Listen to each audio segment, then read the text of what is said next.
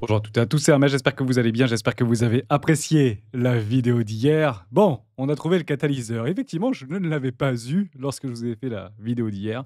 Donc on va bien sûr en parler et puis ça me donne la possibilité d'aller essayer d'ouvrir et prendre un petit peu de recul par rapport à ce qui pourrait nous attendre dans les prochaines semaines, prochains mois. Vous allez voir, je vais être un petit peu clivant dans cette vidéo, je vais prendre un contre-pied par rapport à ce que pourrait penser une faible majorité, mais toujours est-il que l'objectif c'est d'être à contre-courant de la tendance pour pouvoir voir nos tokens et surtout Bitcoin comme les plus grosses cryptos capitalisées découvrir le nord et non pas le sud. Donc je reste très bullish si vous voulez avoir le spoiler de cette vidéo. On va tout péter en l'air et dans 2 semaines on est à 120 000 dollars. Au moins c'est dit et pourquoi pas un Rome 20 ans d'âge comme j'ai eu dans les commentaires. Je croise les doigts, on a chaud et on a surtout peur. Eh ben, c'est tant mieux et c'est très rassurant d'avoir peur aux 100 000 $, 105 000 $, qui est un point, clé psychologique. Là où on avait vu, hein, et là où on savait que beaucoup, et je dis bien beaucoup de médias allaient s'emparer du phénomène Bitcoin et ce qui rassure encore plus, c'est du phénomène cryptocurrency.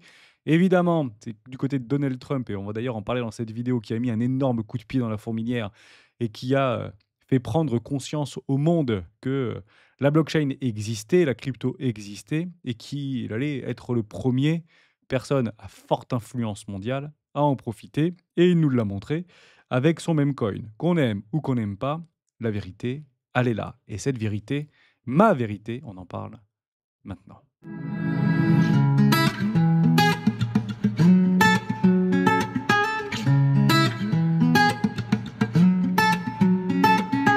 Mais avant de commencer, je vous invite toujours à s'inscrire des rois du marché. Vous trouverez le lien dans la description. À l'intérieur, une documentation qui s'appelle la stratégie des 4 rois. N'hésitez pas à l'utiliser, vous en imprégner, vous en inspirer pour vous aussi trouver votre propre style d'investissement. Pour la récupérer, rien de plus simple. Vous allez sur le site lesroisdubitcoin.com et vous pouvez la télécharger ici. J'ai lancé hier un challenge, le challenge des rois du Bitcoin, les 5, les 6 et les 7 février. Ce sera 5 heures de live pendant 3 jours avec vous. Des surprises, des cadeaux, plus de 20 000 $ de giveaway qui sera redistribué à l'ensemble de la communauté et des participants de ce challenge. Honnêtement, ça vaut le coup. Je suis en train de le préparer, je suis en train de le finaliser. Ça me prend un temps fou et j'espère que vous serez nombreux à en profiter.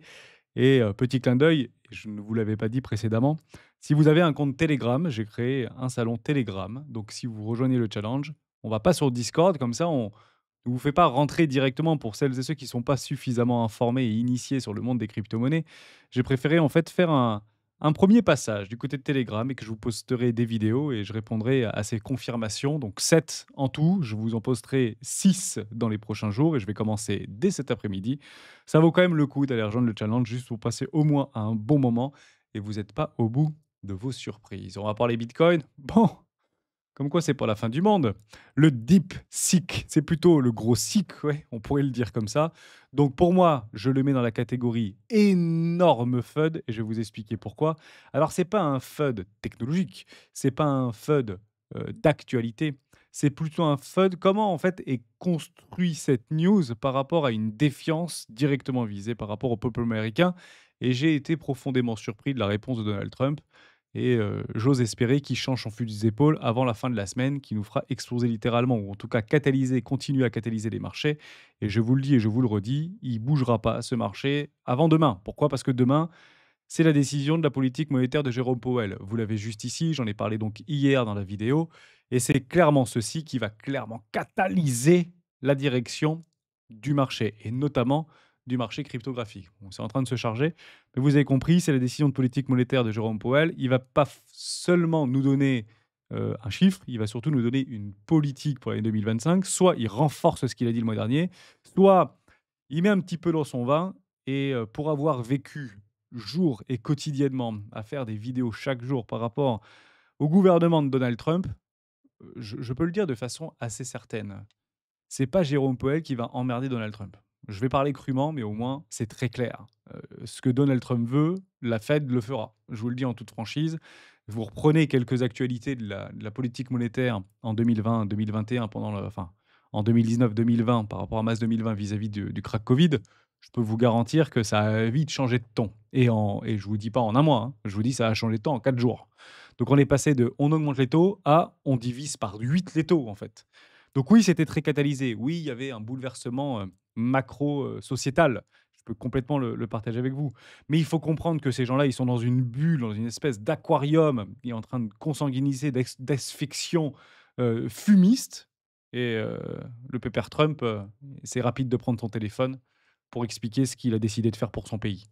Et ça, jusqu'à preuve du contraire, on ne pourra pas lui enlever. Alors oui, c'est peut-être reculier pour mieux s'exploser par terre. Oui, c'est peut-être pas la meilleure solution possible pour l'avenir de nos enfants et de nos petits-enfants, mais il faut faire en fonction de ce qu'il y a. Et en fonction de ce qu'il y a, il faut en découler et en décortiquer les opportunités. Et honnêtement, elles sont plutôt belles que pas belles, ces opportunités-là, à ce que je suis en train d'entrevoir au sein de ce marché. Voilà ce que je voulais vous partager aujourd'hui. Graphiquement parlant, ma foi, une belle trendline. On achète la trendline baissière et puis en avant, on revient à la case départ.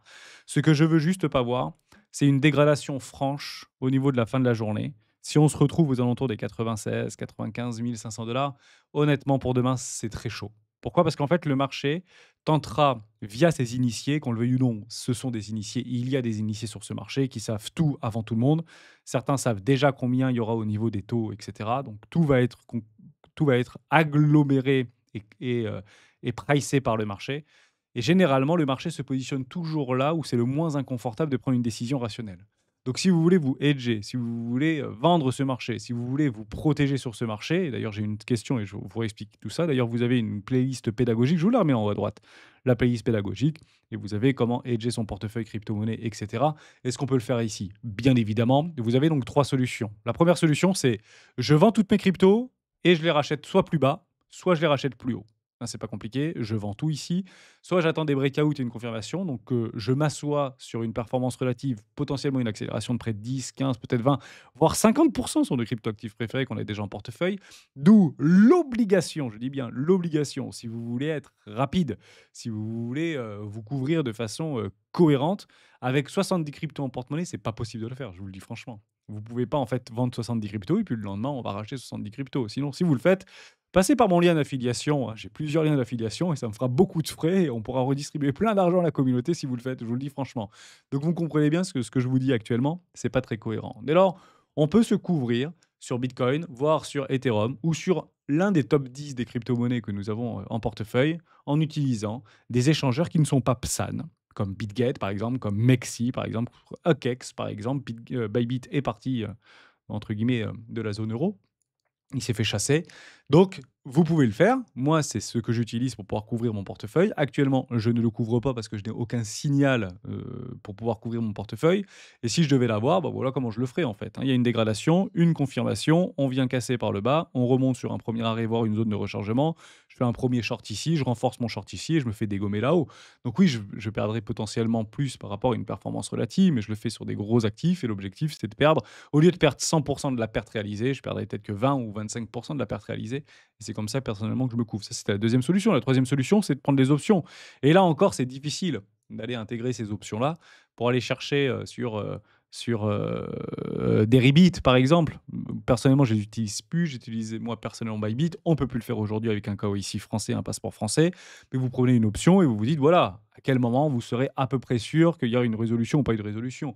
Les ranges, c'est pour dégommer des stocks options, en fait. C'est pas plus compliqué que ça. Puisqu'en fait, dans des ranges, vous vous battez plus contre le prix, mais ici contre le temps. Et dans les options, vous vous battez bien contre le temps et non pas contre le prix. Donc c'est ça, en fait, qu'il faut aussi essayer d'analyser. C'est pour ça que dans les options, le timing est extrêmement important. Et plus vous prenez des expirations d'options qui sont éloignées dans le temps, et plus ça vous coûte cher au niveau du premium. Donc voilà les 3 grands principes que vous pouvez faire. Soit je vends tout et j'espère racheter plus bas. Est-ce que c'est vraiment rationnel? Soit je prends un short ou un big short hors confirmation. Est-ce que c'est vraiment rationnel? Ou est-ce que je prends une option pour aller sur des échangeurs un peu exotiques pour essayer de placer un levier temporel? Bon, ma foi, ça existe. Vous avez une quatrième solution, une solution entre guillemets plus fiable, c'est d'aller chercher des ETF comme notamment BT, mais faites attention là au prix du capital, pour pouvoir shorter tout simplement, voire même sur Bitpanda, il me semble que vous avez la possibilité de le faire. Je dis peut-être une bêtise, notamment en levier x2, et ça c'est BT. Et actuellement BT, le coût du capital, malgré la volatilité de Bitcoin, c'est que dalle, quoi. Donc faites très attention parce qu'on parle ici de Bitcoin et non pas des cryptoactifs qui sont beaucoup plus volatiles que Bitcoin. Est-ce que c'est vraiment rationnel? Alors oui, si le Bitcoin finisse à 60 000 $ ou 50 000 $ parce qu'on a un crash, bon, bah, je pense que BT ira par ici, par exemple. Donc il y aura une belle performance relative qui sera en deçà de la diminution au niveau du Bitcoin, mais vous pourrez quand même protéger une partie de votre capital. Et en fait, Un hedge qui est cohérent, un hedge trading ou un investissement qui est cohérent, c'est un mix de tout ça. Je prends des profits, je valide bien mon plan, je vais shorter, je prends une option de couverture et je vais aller chercher des produits structurés type ETF sur des contrats perpétuels futurs, notamment en short, ici, un ProShare Short Bitcoin ETF. Et c'est un petit mix en fait des quatre. Donc si vous ne l'avez jamais fait, bah, apprenez à le faire. Et dans le cas contraire, subissez. Et moi, à l'heure où je vous parle très exactement, j'ai décidé de subir. Et c'est pas facile de subir, je vous le dis franchement. C'est difficile de prendre du temps, de prendre, de la comment je pourrais dire ça? Du recul pour se dire: «Mais est-ce que je suis pas en train de me planter? Est-ce que finalement on n'est pas sur le top de marché?» Bah, en fait, je continue à travailler, je reprends mes grandes thèses d'investissement sur ces ruptures technologiques en vue d'une adoption qui devrait être pricée par les institutions. On est même pas au début là, enfin on est au début, on est même pas à la moitié. On n'est même pas à la moitié de ce qui nous promet d'arriver. Et effectivement, c'est une promesse et les promesses n'engagent que celui qui les écoute. Néanmoins, je reste boule sur ce marché puisque aucune invalidation à l'heure où je vous parle. Ça mérite d'être clair. Maintenant, qu'est-ce qu'on joue? Bah, on joue la hausse puisqu'on joue les flux et si on joue les flux, on joue la tendance. On a tous les breakouts haussiers, c'est juste formidable de l'observer. Maintenant, oui, si vous allez sur Other, bah, on est parti chercher un peu de liquidité, on est toujours sur ce triangle. Est-ce qu'on peut aller chercher beaucoup plus bas, et cetera? Et allez, je vais vous répondre. Allez, on y va, on se mouille chez les rois du Bitcoin. Bon, à quel moment on constate le bottom, Ernest? Parce qu'en fait, c'est très pénible, en fait. Ça fait suer de voir nos crypto-monnaies reperdre 10%, reperdre 15%. Regardez du côté de TIA, sur la Moderated Chain, on a encore perdu 12% hier. Et puis sur Atom aussi, parce qu'on en a parlé. Et puis le truc qui est complètement mort, on vient chercher des lots, tout est invalidé. Mais non, rien n'est invalidé, il faut attendre des clôtures de marché. Donc je vais vous le donner de façon, assez précise par rapport à une, validation de bottom par rapport à cette consolidation, cette respiration de marché. C'est lorsqu'on ira faire un nouveau plus haut. «Merci Hermès, tu sers à rien». Eh ben oui, je sers à rien puisqu'en fait, à un moment donné, vous aurez le bottom de la constatation et de la certitude du bottom lorsqu'on aura fait un nouveau plus haut, qui donnera en fait la relance du nouveau flux haussier ou du flux haussier. Et c'est la raison pour laquelle on est assez d'accord à dire, vis-à-vis des idioties, j'ai une 1, j'ai une 2, j'ai une 3, j'ai une 4 avec une ABC ici, pour aller chercher une 2 et pour aller chercher une 5 en vague étendue, par exemple. Dans une beaucoup plus grande structure. Donc là, j'ai en fait une grande 1 avec une petite 2. Est-ce qu'elle est finie ou est-ce qu'il faut aller la chercher plus bas? On n'en sait rien, mais partez du principe que nous sommes dans une bonne zone actuellement, à la fois de clivage et émotionnel, pour pouvoir se dire qu'on n'est pas très très loin d'une dégradation finale.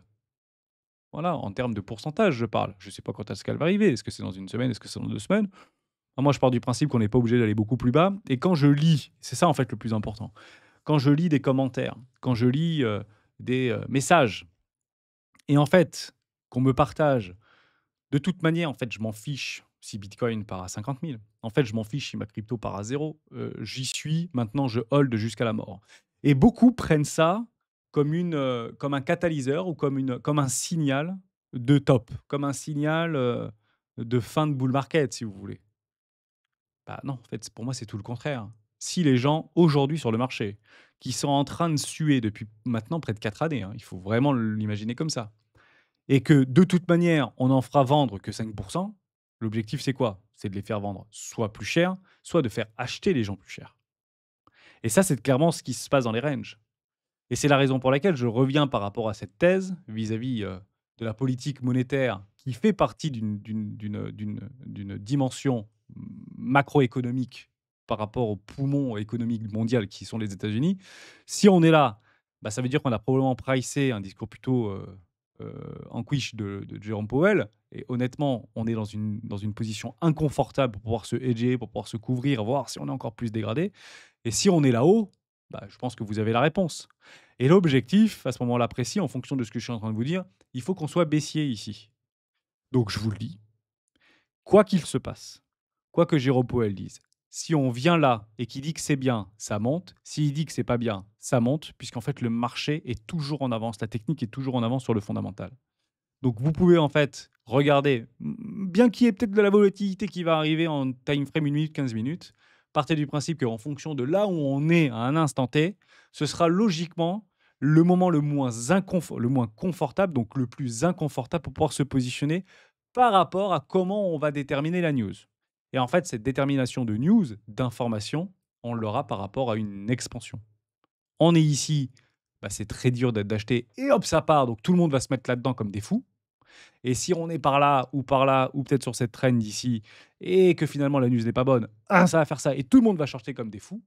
Et à ce moment-là, qu'est-ce qu'il faut regarder? Eh ben, il faut regarder les réintégrations. Je vais changer de couleur comme ça on le verra beaucoup mieux. Une réintégration pour dire: «C'est une manipulation, c'est un piège» et nous, on joue les réintégrations. C'est exactement la même chose en cas de résolution par rapport à ce petit range cette petite consolidation. Si on est en train de faire ça et que derrière, finalement à 120-122 000 $, on a une réintégration, punaise, là, c'est chaud et on pourra tirer les trendlines que vous voulez. On ira chercher les trendlines comme ça.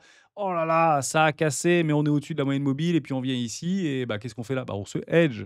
Qu'est-ce qu'on fait là? Bah, on se hedge et vous voyez en réalité que d'une démarche institutionnalisée, rationnelle, pragmatique, bah, en fait, vous prenez les extrêmes, vous prenez des TP et vous vous hedgez dans des zones de rechargement propices à la vente et à la prise de profit par rapport à des structures potentielles qui sont en train d'être officialisées, notamment en hebdomadaire.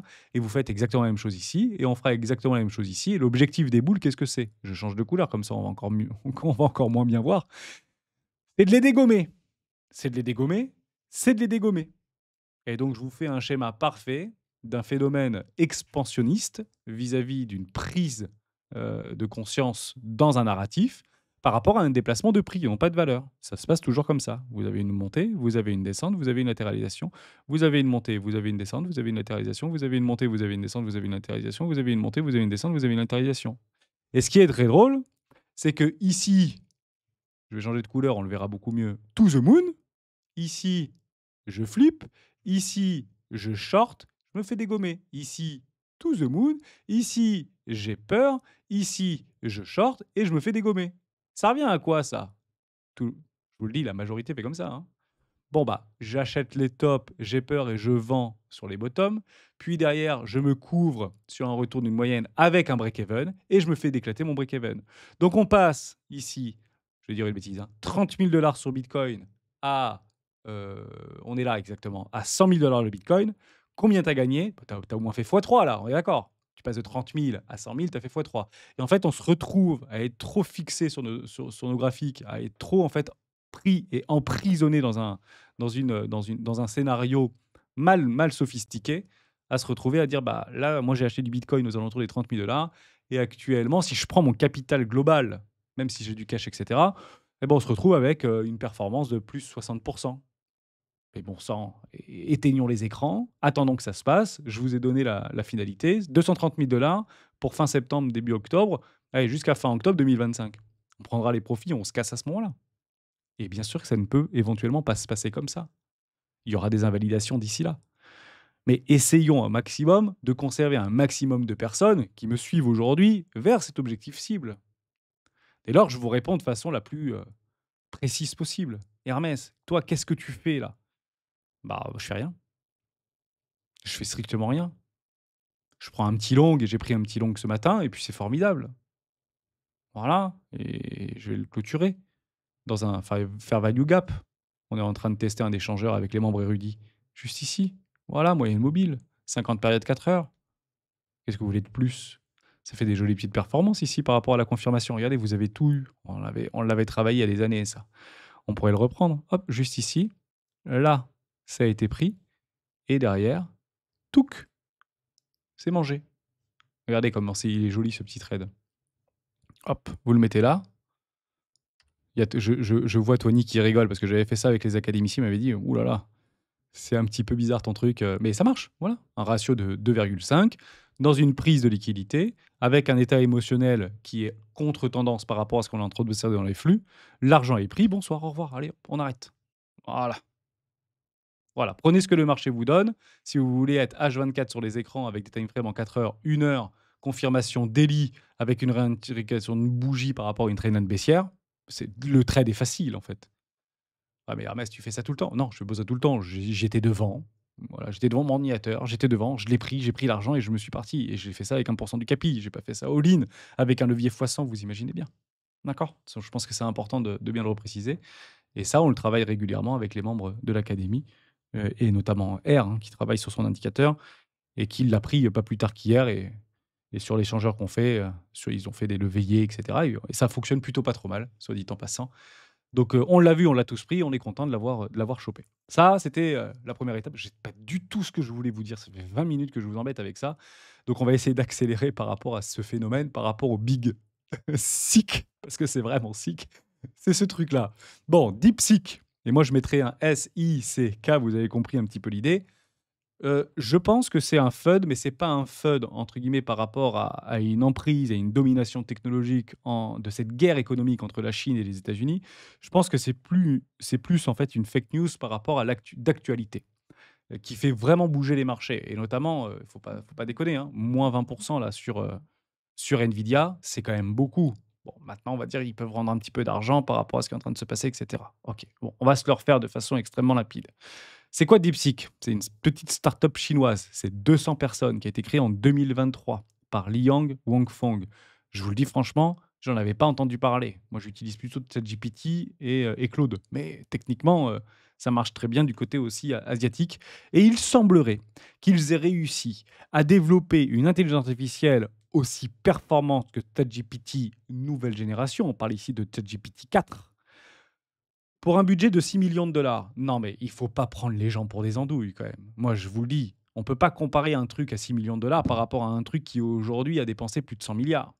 Si vous reprenez par rapport à la grande tendance de Donald Trump par rapport à son investiture du projet Stargate à hauteur de 500 milliards de dollars pendant son mandat, même si ça fait rigoler des Bezos, même si ça fait rigoler des Google, même si ça fait rigoler certaines big tech, on ne peut pas comparer un 500 milliards par rapport à un 6 millions de dollars. Donc, il n'y a pas 36 solutions là-dedans. Et je vais vous donner ma vision, qui n'est d'ailleurs visiblement pas partagée au premier regard. Et c'est ce que j'attendais d'observer par rapport à Donald Trump, qui dit, lui, et je ne dis pas la même chose, Deep Tech est un réveil pour les entreprises technologiques américaines. C'est quoi cette connerie de réveil? C'est t'as même pas suivi le sujet. Je pense que Donald Trump, quand il a dit ça dans ses journalistes au bord de Air Force One, ne savait même pas de quoi il parlait. Donc maintenant, on va regarder un tout petit peu plus bas et j'ai été très heureux de voir qu'un certain Elon Musk partage ma propre idée. Et ma propre idée, je vais la résumer comme ça. Il a répondu à un message affirmant que DeepSeek avait fait environ 50 000 puces Nvidia qui ont maintenant été interdites par des experts en Chine en disant évidemment. En fait, je vous explique ce qui se passe. Et ces sanctions économiques, depuis l'entrée de la Chine auprès de l'OMC, donc l'Organisation mondiale du commerce, qui date de 2001, c'est déjà à ce moment-là que les États-Unis ont vu d'un mauvais œil l'émergence de la Chine en termes de poids économique. On pense que c'est depuis la semaine dernière. En fait, ça fait 25 ans qu'il y a une guerre économique qui se passe entre la Chine et les États-Unis. Elle a été propulsée quand il y a eu l'élection de Donald Trump. C'était à la fin des années 2000, à la fin des années 2010. Mais partait du principe que, et ça a été d'ailleurs poursuivi par Joe Biden, enfin, Barack Obama, pour ceux qui suivent un petit peu plus les actualités, puisqu'on sait très bien que le stylo, c'était pas Biden qui l'avait dans les mains, c'est plutôt Barack Obama et la clique. C'est pas forcément une mauvaise chose, soit dit en passant, mais partez du principe que cette guerre économique, elle existe et elle est en train d'être révélée par rapport à ce qui est en train de se passer, notamment vis-à-vis des sections contre Huawei, mais Huawei, c'est pas depuis la semaine dernière qu'il y a des sanctions, c'est pas par rapport à la 5G qu'il y a des sanctions. C'est depuis toujours qu'en fait Huawei est administré par le parti chinois, au même titre que DeepSeek qui est administré par le parti chinois. Il faut se rendre à l'évidence. C'est privé, DeepSeek, c'est 200 employés et il est proche du pouvoir, notre, notre Liang Wangfang. C'est pas un secret et c'est un secret pour personne. Vous allez me dire: «Ernest, tu dis ça, mais en fait, toutes les entreprises chinoises sont près du parti chinois». Mais oui, il faut bien avoir, en fait, accès au financement. Quand vous êtes un Chinois entrepreneur, vous n'avez pas accès au financement mondial, je vous le dis en toute franchise. Justement parce qu'il y a une administration, chinoise qui est extrêmement présente et extrêmement restrictive. Quand vous êtes une start-up américaine, vous avez beaucoup plus facilement accès à des capitaux en fait américains, voire mondial. Donc il faut comprendre que cette société chinoise, donc enfin ce que j'avais travaillé, j'ai exactement relu dans cet article de la BBC, donc je préfère vous le donner. Il y avait eu des milliers de puces qui avaient été récupérées, notamment par différentes entreprises chinoises, qui a potentiellement été concentrées dans cette start-up, parce que s'il y en a une qui doit sauter, bah, c'est celle-là. C'est beaucoup plus facile que de mettre, d'éclabousser des grosses boîtes chinoises technologiques. Et en fait, on se rend bien compte que la plupart des puces qui ont été utilisées, ça n'a pas coûté 6 millions de dollars. Il faut juste arrêter de nous prendre pour des idiots, quoi.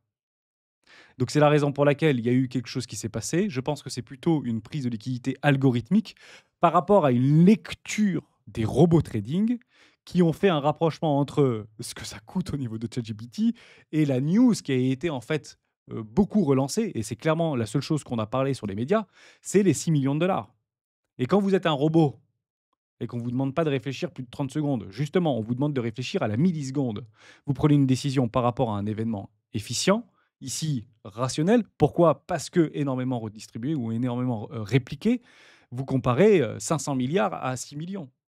Alors oui, il y aura très probablement un changement, un avant et un après. Mais il faut comprendre aussi que les premières versions de ChatGPT, notamment jusqu'à la ChatGPT 2, est aujourd'hui open source, notamment sur la version gratuite. Et que font les Chinois depuis 25 ans, en fait?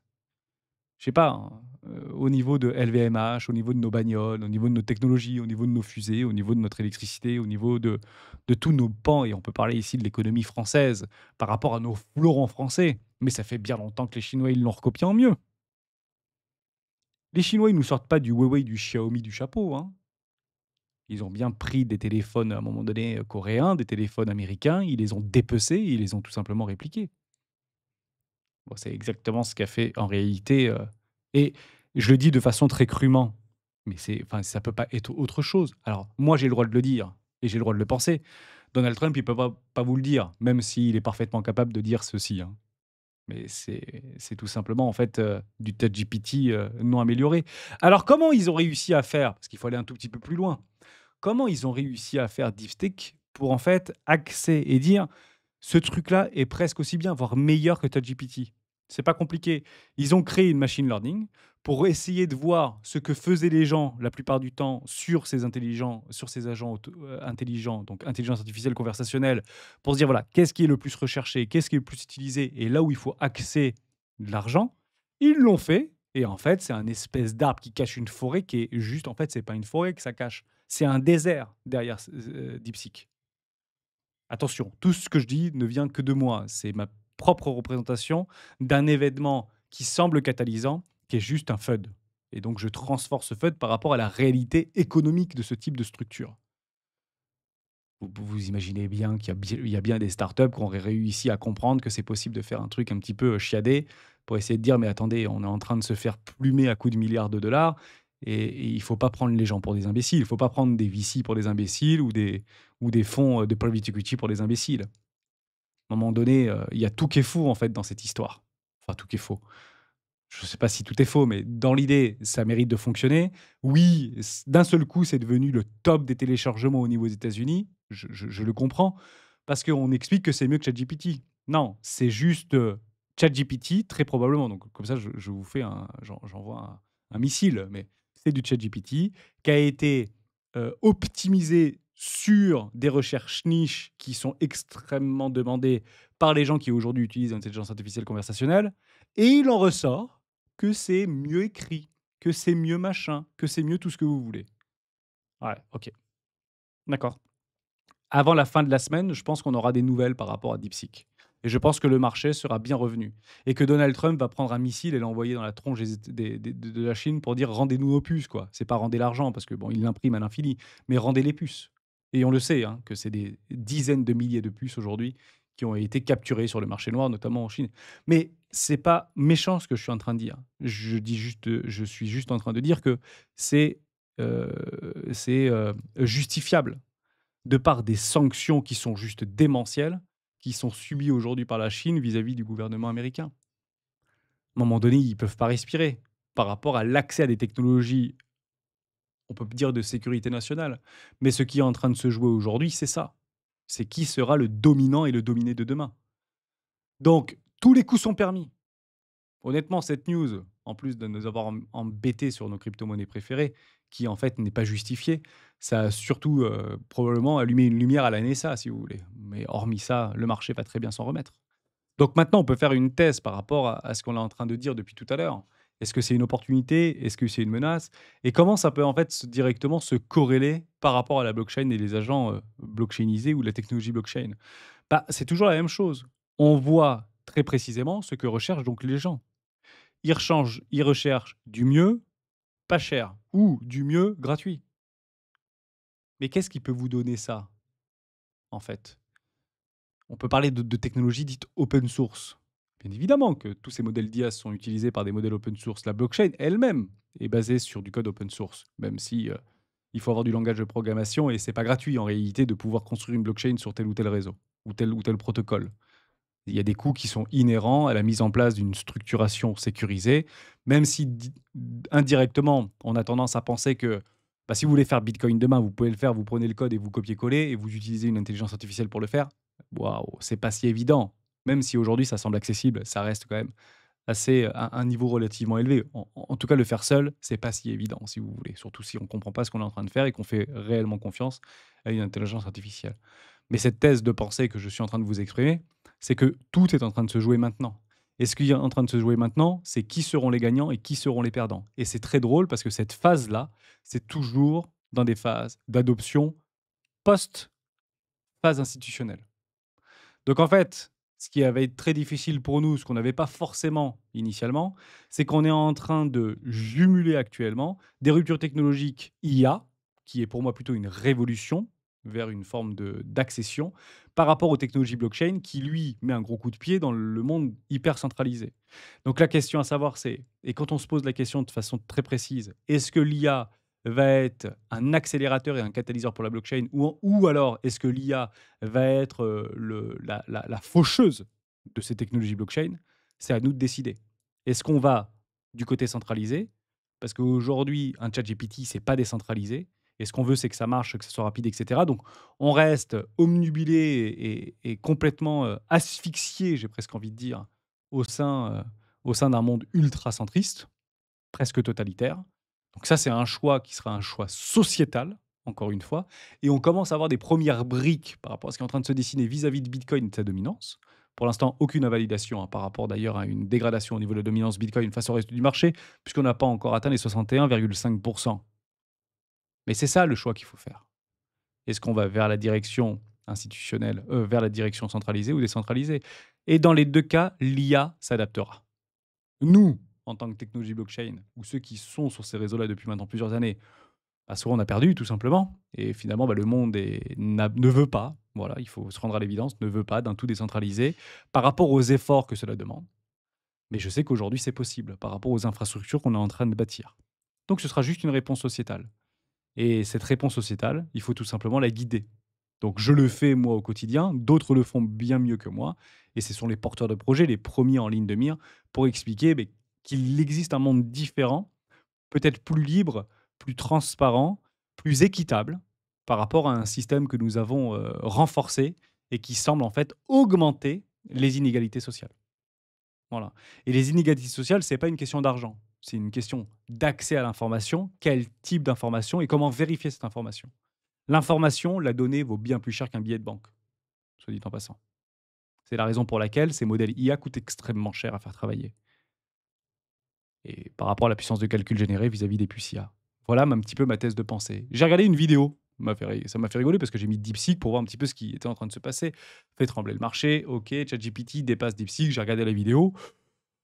Oui, en fait, vous regardez, c'est très, dans ma thèse, c'est très centré par rapport à des demandes très précises qu'on a l'habitude de faire et on a l'impression que c'est meilleur et honnêtement, je pense que ça va vite être limité si vous voulez, le gros fiasco, DeepSeek, un coup d'épée dans l'eau. Je vous laisse une semaine, 10 jours pour le vérifier. Après, je peux me gourer complètement, hein, et j'ai trouvé celui-là, je trouvais ça sympa, j'ai regardé ça, il avait une clope et je me suis écouté à 1,7 million de vues, mais qu'est-ce que c'est que ce truc? Avec un texte en français, donc c'est un texte qui est redéfini, mais la vidéo est en anglais. Et je vais tout simplement vous donner la grande dimension de sa vidéo que je trouve bah, en fait très chouette et très, très bien expliquée. En gros, il explique que c'est la dernière mise à jour parce que DeepSeek, ça fait longtemps qu'ils nous proposent des trucs pas forcément bien optimisés. Et bizarrement, avec 6 millions de plus, ils arrivent à faire un truc mieux que ChatGPT. Enfin, faut arrêter de nous prendre pour des idiots, un minimum quand même. Donc derrière, c'est la nouvelle version R1 qui a été développée par un budget extrêmement limité, qui propose des performances équivalentes, voire supérieures, via une mixité, parce que plus l'histoire est belle, si vous voulez, hein, plus c'est gros, plus c'est beau, une mixité entre GPU et ici, GPU et carte graphique, enfin processeur et carte graphique. Donc ça, c'est clairement, le truc, un espèce de modèle qui permet de prendre le meilleur de la puissance des 2 mondes. Ça fait, quelque temps maintenant qu'on nous le vend dans les dans les blockchains IA. Pour l'instant, nos tokens IA, ils se sont fait dégommer jusqu'à preuve du contraire. Donc l'exercice de pensée y est, la belle histoire y est également. En revanche, on peut partir du principe que, la réalité est tout autre, bien évidemment. Le seul qui en a pris un gros coup à la tête, on a bien compris que c'était Nvidia, mais ça reste un moment historique. Pourquoi? Parce qu'en fait, dans sa thèse de sa vidéo qui dure, peu de temps finalement, il nous explique que c'est exactement le même paradigme par rapport à l'effet dit Spoutnik. C'est qui arrivera le premier à aller dans l'espace? Puis qui c'est qui ira le premier sur la Lune? Donc en fait, on peut en train de peut-être vivre un effet de deuxième guerre, enfin la guerre froide par rapport à ce qui s'était passé entre le bloc soviétique et les États-Unis, par rapport à un effet Spoutnik de qui en fait arrivera à pisser le plus loin. À la fin, on sait qui gagne. Ce sont les États-Unis. C'est pas moi qui le dis, c'est Warren Buffett. OK? Partez de ce principe-là. Et si les États-Unis gagnent pas, le monde perd. Et c'est pas beau à voir et on n'a pas envie de le vivre. Parce que ça se finit toujours comme ça, en fait. Quand des grandes puissances, des dominants, en fait, se font dominer, généralement, ça se finit pas avec une poignée de main pour dire: «Ouais, t'as gagné, on refait le match à la semaine prochaine». Il y a pas de game over et le game over, généralement, est généralisé. Je vous reprends, en fait, c'est de reprendre toute la structuration de la chute de l'Empire romain, notamment, accélérait-il Augustin, qui pourrait être apparenté à Donald Trump? Mettez-moi dans les commentaires si vous êtes d'accord avec ça ou pas. Mais je pense que en termes de construction de pensée, c'est pas très éloigné de la vérité. C'est très tiré par les cheveux ce que je vous dis, mais en fait, ça renforce éventuellement des billets. Et vous avez tout simplement un choix entre un, la réduction des coûts et l'inclusion par rapport à ces modèles IA, donc IA, GPU, et vous pouvez même l'introduire dans les technologies blockchain, qui vont chercher à s'optimiser dans une idée du tout décentralisé, et la décentralisation avec un accès ouvert, notamment open source, voire ultra open source, qui a déjà été accepté et déjà été pris par les technologies blockchain. Voilà cette thèse-là. Elle est très simple. Maintenant, en fin de compte et à la fin du fin, que ce soit notre petit projet crypto pépite, que ce soit notre Bitcoin, que ce soit notre Ethereum qui surpassera Atom, ou moi je suis plutôt dans Avalanche ou Avax, à la fin, celui qui gagne, c'est celui qui l'utilise. C'est tout. Et c'est celui qui a un usage. S'il n'y a pas d'usage, ça dégage. Et je pense qu'il y aura donc ici, parce que c'est toujours la même chose, quand la mer monte, et actuellement la mer est en train de monter, on est en marée haute, on est bien en tendance, tout va bien, il n'y a pas à avoir peur sur ce marché. C'est quand la mer se retire où en fait on éclate l'intégralité des brebis galeuses. Ceux qui n'ont pas de maillot de bain quand ils Warren Buffett. Et où est-ce que vous le voyez par rapport à ça? Bah, c'est extrêmement simple. Vous allez le regarder juste ici. Les analystes avertissent qu'un excès de 36 millions de jetons pourrait mettre fin à la saison des altcoins. Mais c'est complètement faux, mais je ne suis pas du tout d'accord avec ça. Vous pouvez mettre 1 milliard de tokens aujourd'hui sur la place publique. C'est pas pour ça qu'on va se faire cannibaliser sur Ethereum. C'est pas pour ça qu'on va se faire cannibaliser sur des projets qui sont résilients aujourd'hui, qui ont prouvé, qui ont su prouver à travers les âges et à travers les cycles, qui sont là pour rester et pour durer. La seule chose que ça va faire, c'est que ça va grignoter une toute petite partie de la capi par rapport à des cas d'utilisation extrêmement nichés et en vue d'aller faire un fois 100. Mais vous avez en fait combien de... Là, ça devient plus difficile qu'au loto de faire des coefficients multiplicateurs. Je vous le dis franchement. Vous avez une chance sur 36 millions, 2, 3, peut-être 10 chances sur 36 millions de faire un fois 100, parce que les fois 10, honnêtement, c'est incroyable déjà de faire un fois 10, un fois 15. On l'a fait sur des tokens qu'on a proposés il y a plusieurs mois, voire années maintenant sur la chaîne des rois du Bitcoin, et ça fait plaisir, et on a pris nos profits, on est très content. Ça permet de limiter la perte et de limiter la casse par rapport à un profit non réalisé latent. Donc les fameux holders jusqu'à la mort, cycliques, eh ben, si vous êtes un holder jusqu'à la mort cyclique, on attend la fin du cycle. Et ce cycle-là, il est programmé, donc autant attendre pour fin d'année 2025. Et effectivement, ils vont pas tous faire x10, hein, les 36 millions de tokens. Mais à un moment donné, ça passera par deux choses. Un, par l'inutilité. Deux, par un cadre juridique clé. C'est tout. Il n'y a pas à chercher beaucoup plus loin. Pourquoi aujourd'hui il y a autant de tokens qui sont créés? Parce qu'il n'y a pas de cadre juridique et la barrière à l'entrée est proche de zéro. Je crée en une seconde un token, Memecoin, Hermès dégène to the moon, et je vous le mets, sur un DEX et on y va. Voilà, je vous fais un truc Twitter, je fais un post sur YouTube et on y va. Voilà, et je mets 10 000 balles et on va voir ce qui se passe. J'en sais rien, peut-être qu'en une journée, il va faire 100 000 et puis il va s'effondrer le lendemain. Et en fait, qu'est-ce qui m'en empêche? Personne. Vous avez compris. Voilà pourquoi il y a 36 millions de tokens. Mais bien évidemment que ça n'a strictement rien à voir par rapport à la rotation des capitaux au sein même de ce marché. La seule chose qu'on peut faire, et je suis content qu'on ne le fasse pas, c'est de reprendre par rapport à nos capitalisations globales vis-à-vis des market cap, que Total actuellement, hors stablecoin, représente toujours 3,4 trillions de dollars, donc 4 400 milliards de dollars. Mais vous pouvez mettre 100 millions de tokens en plus, ce truc-là va pas bouger. En fait, il va même pas pisser à côté. Il n'y aura pas une goutte sur la cuvette. Enfin, c'est pas plus clair que ça, en fait. Donc, c'est pas la quantité ou c'est pas le nombre de tokens qu'il faut regarder, c'est comment aujourd'hui les capitaux vont naviguer au sein de ces technologies-là, et choisissez donc des infrastructures Faites des arbitrages au sein des infrastructures plutôt que d'aller chiner des trucs qui ont 1, 2 ou 4 millions de dollars de capitalisation, qui sont d'ailleurs pour la plupart du temps pipés par rapport à du watch trading qui est effectué oui, c'est ça. Non, c'est pas du watch trading. Si, quoique si, c'est du watch trading, donc on crée du volume artificiel. J'avais un deuxième mot dans la tête, c'était pas le bon.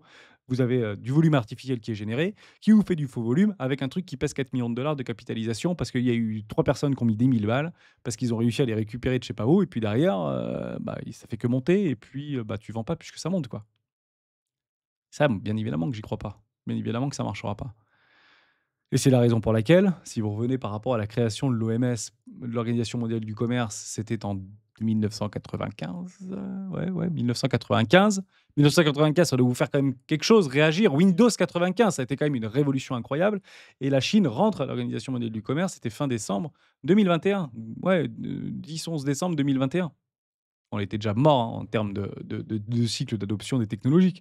Mais c'était quand même une bonne news par rapport à la Chine, qui pouvait mettre, au bénéfice de son économie, qui était, en croissance à ce moment-là, mais pas telle qu'on la connaît, hein, les fameux 20 années de la Chine avec un endettement incroyable et cetera. Si vous reprenez au niveau du Nasdaq, bah, on était déjà mort, hein, et le cycle était déjà terminé, donc vous avez raison. Maintenant, est-ce que ça va se reproduire de la même façon? Est-ce qu'en attendant des énormes catalyseurs, ce que je veux vous dire par OMC, j'ai envie d'avoir un OMB, tout simplement. Vous voulez des catalyseurs puissants? Ça, c'est un catalyseur. Organisation mondiale de la blockchain et des intelligences ou OMIA, par exemple. Ça va arriver, hein, vous inquiétez pas. On va créer parce qu'on adore faire ça, les occidentaux adorent faire ça, de créer des colloques, de créer des pour le covid, tout le monde, il y avait même à un moment donné, le conseil scientifique et puis il y avait même dans tous les villages, il y avait des conseils scientifiques avec des médecins. C'était incroyable, on adore faire ça. On adore faire des consensus, on adore faire des collèges, on adore faire des conseils scientifiques pour essayer de machin. Vous inquiétez pas, il va arriver, il va être mondialisé et on n'y mettra pas la Russie, on n'y mettra pas la Chine. Voilà, comme ça c'est fait, comme ça c'est dit. Et ça, ce sera un bon catalyseur. Ça permet quoi, les organisations mondiales? Tout simplement, en fait, de concentrer sur des projets à forte valeur ajoutée, de concentrer des capitaux sur certaines idées ou entreprises soigneusement sélectionnées. C'est la raison pour laquelle on a de plus en plus d'analystes financiers qui nous envoient vers il faut peut-être aller regarder des entreprises plus américaines. Vous en voulez une entreprise américaine blockchainisée? Atom. Atom. Ah oui, vous prenez le directeur du Cosmos SDK, et ben en fait, il met Atom, le drapeau américain à côté, il le partage sur Twitter, hein. Donc si vous voulez une entreprise américaine, Cosmos Hub, enfin, Atom, je dis Atom, c'est le token, mais donc il ne faut plus faire la distinction maintenant. Donc Cosmos Hub, on peut l'associer aux États-Unis, même s'il y a quand même beaucoup de développements qui sont faits au niveau européen et notamment en Corée du Sud. Mais on n'est pas bête. Enfin, en tout cas, ces gens-là ne sont pas bêtes. Ils voient bien où est-ce qu'il y a le feu actuellement. Et le feu et les feux d'artifice, ils sont plutôt du côté des États-Unis. Donc je pense que ça va se créer, je pense que c'est une question de temps et ça passera toujours par une régulation. La régulation est toujours initiée par les dominants. Les dominants vont intégrer des moins dominants, sans pour autant les négliger en termes de dominés. Et ça va créer un crépuscule autour d'une régulation. Et je vous le dis que le papier toilette de Mika, ça va rester à la poubelle et on va se caler sur ce que va décider les Américains, tout simplement. Donc, on peut remercier l'Europe d'avoir fait le brouillon. Maintenant, les Américains vont créer le définitif et ensuite, ils verront quels copains ils mettent dans la boucle. Vous savez ce qui s'est passé entre les accords de l'OMS entre 1995 et 2005? En 10 ans, le commerce mondial a augmenté de 40%. Ça a été la croissance du commerce mondial. Donc, partez du principe que si on est en train de nous vendre potentiellement, et je mets blockchain et IA, en tout cas technologie de pointe si vous voulez, au sein de ce même narratif. Comme ça, je ne fais pas de distinction, puisqu'actuellement, le choix n'est pas politique, le choix est sociétal par rapport à si oui ou non on va dans les directions décentralisées ou non, hein, tout simplement. Et honnêtement, les thèses de pensée sont difficiles à accepter et c'est vrai que les plus affinés et les plus maximalistes d'entre nous iront naturellement se diriger vers Bitcoin. Et c'est la raison pour laquelle je comprends des gens qui sont arrivés par la crypto et qui finissent maximalistes Bitcoin. Je le comprends tout à fait. Parce que c'est très difficile de voir, même de penser, je dis même pas de croire, mais juste de penser que l'idée d'un pivot vers le tout décentralisé qui soit politiquement manœuvré ou géopolitiquement manœuvré est quasiment impossible dans notre système économique mondial aujourd'hui puisque n'est qu'une question de contrôle et de centralisation, ne serait-ce que de centraliser l'information. Donc ça pourrait passer par des micro-révolutions ou soit par une révolution et généralement les révolutions ne naissent pas quand tout va bien, hein. Les révolutions naissent dans le sang. C'est la raison pour laquelle cette idée de tout décentraliser peut n'intervenir que, dans un cycle futur, voire plusieurs. Il faut le comprendre aussi comme ça. Maintenant, j'investis dans des infrastructures et j'ai plutôt une vision à 10 à 15 ans, plutôt que d'avoir une vision à un cycle et si je dois profiter de ce cycle, j'en profiterai. Si je dois pas profiter de ce cycle, bah, malheureusement, j'en profiterai pas, mais ce sera des invalidations, encore une fois, techniques. J'espère que je vous ai aidé. J'espère que j'ai été concis. J'espère qu'on aura un peu plus de visibilité et si on peut attendre un catalyseur tel que le marché devrait le pricer, c'est bel et bien une idée d'une organisation mondialisée, pilotée par les États-Unis, type IA blockchain, qui est en train, finalement, sans pour autant le voir de façon extrêmement précise et limpide, en train de s'effectuer au sein des États-Unis d'Amérique. Et bon, le mot de la fin, c'est bullish, vous voyez. On fait 40 minutes de vidéo, je vous spoil le début, je vous spoil la fin. The Moon. On se retrouve demain dans une top crypto des membres. Ciao.